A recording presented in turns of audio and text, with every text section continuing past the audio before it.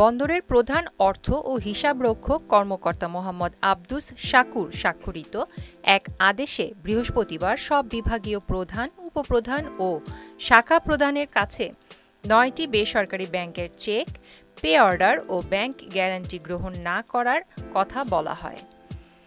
ব্যাংকগুলো হলো Islami bank Bangladesh, global Islami bank, union bank, Bangladesh commerce bank, first security Islami bank, social Islami bank, Padma bank, national bank ও ICB Islami bank. এর মধ্যে কিছুদিন আগেও প্রথম ৬টি ব্যাংকের পর্ষদে সরাসরি এবং ন্যাশনাল ব্যাংকের পর্ষদ পরোক্ষভাবে চট্টগ্রাম ভিত্তিক ব্যবসায়িক গোষ্ঠী এস আলমের নিয়ন্ত্রণে ছিল। ক্ষমতার পালাবদলের পর এরই মধ্যে ইসলামী ব্যাংক, সোশ্যাল ইসলামী, গ্লোবাল ইসলামী ও ইউনিয়ন ব্যাংকের পর্ষদ ভেঙে দিয়ে নতুন পর্ষদ গঠন করে দিয়েছে বাংলাদেশ ব্যাংক। এতে করে এসব ব্যাংকের পর্ষদ এস আলম মুক্ত হয়েছে।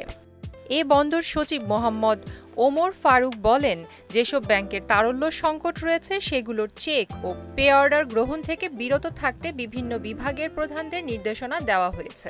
এটা আমরা চট্টগ্রাম বন্দরের অভ্যন্তরে আমাদের যে বিভাগগুলো আছে, যারা বিভিন্ন রকম দেনা পাওনা নিয়ে ডিল করে, বিশেষ করে ধরেন টেন্ডার করা, চুক্তি করা, এখানে পে অর্ডার, চেক কিংবা ব্যাংক গ্যারান্টি বিভিন্ন ব্যাংক থেকে আমাদের ইউজাররা নিয়ে আসে।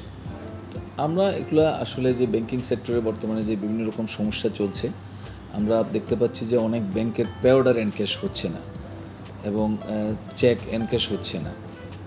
তো এই জন্যই আমরা আমাদের ডিপার্টমেন্টগুলোকে সতর্ক করেছি যে কেউ যদি এই পার্টিকুলার 9টা ব্যাংকের কোনো রকম চেক, পে অর্ডার কিংবা ব্যাংক গ্যারান্টি নিয়ে আসে, তাহলে এগুলো আপাতত এগুলো গ্রহণ না করার জন্য, পুনরাদেশ না দেওয়া পর্যন্ত যেন এগুলো গ্রহণ না করে। এদিকে বন্দরের এমন সিদ্ধান্তে ক্ষোভ জানিয়েছেন C&F এজেন্ট এর সাধারণ সম্পাদক কাজী মাহমুদ ইমাম বিলু। নোটিশ না দিয়েই হঠাৎ করে 8টা-9টা ব্যাংকের পে অর্ডার নেওয়া বন্ধ করে দিয়েছেন। এর আগে শিপিং এজেন্ট, ফ্রেট অর্ডাররাও নেওয়া বন্ধ করে দিয়েছেন। আমাদের প্রশ্ন হচ্ছে যে ব্যাংকগুলি তো সরকার বন্ধ করে দেননি, বা এবং ব্যাংকগুলি পুনর্গঠনের জন্য পরিচালনা পর্ষদ পরিবর্তন করছেন সরকার, অর্থাৎ ব্যাংকগুলিকে আবার মেইন স্ট্রিমে নিয়ে আসার জন্য। তো এরকম সময়ে এই ধরনের একটি সিদ্ধান্ত আমরা মনে করছি সঠিক হয়নি। তার কারণ হচ্ছে ব্যবহারকারী হিসেবে আমরা ক্ষতিগ্রস্ত হচ্ছি। ব্যাংকগুলোর চলতি হিসাবে ঘাটতি থাকায় এসব ব্যাংকের চেক নিষ্পত্তি নিয়ে জটিলতার কারণে এমন সিদ্ধান্ত নেওয়া হয়েছে। বিনিয়োগের বিপরীতে এসব ব্যাংক থেকে সুদ রিটার্ন না পাওয়ায় বন্দর আর্থিকভাবে ক্ষতিগ্রস্ত হচ্ছে।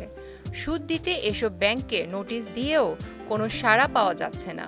এটিও এমন সিদ্ধান্ত নেওয়ার কারণ বলে মনে করছেন বন্দরের স্টেক হোল্ডাররা।